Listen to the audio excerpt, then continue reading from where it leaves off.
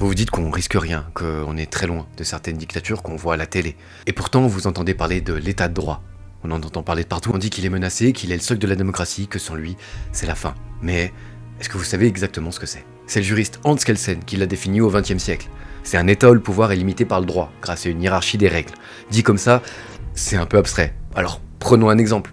Dans cette hiérarchie, une loi est en dessous de la Constitution française et ça change tout. En 2024, on a inscrit le droit à l'IVG dans la Constitution. Résultat, aucune loi future ne pourra remettre en cause le droit à l'IVG. Ça, c'est l'état de droit qui protège, bien évidemment, nos droits.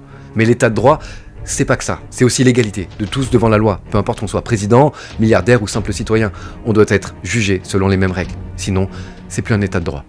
Il y a un troisième pilier, essentiel, la séparation des pouvoirs. On a le Parlement qui fait voter les lois, on a le gouvernement qui les applique, la justice qui veille à leur respect. Ces trois pouvoirs doivent rester séparés, parce que si tout se concentre dans une seule main, on n'est plus en démocratie, on est en dictature.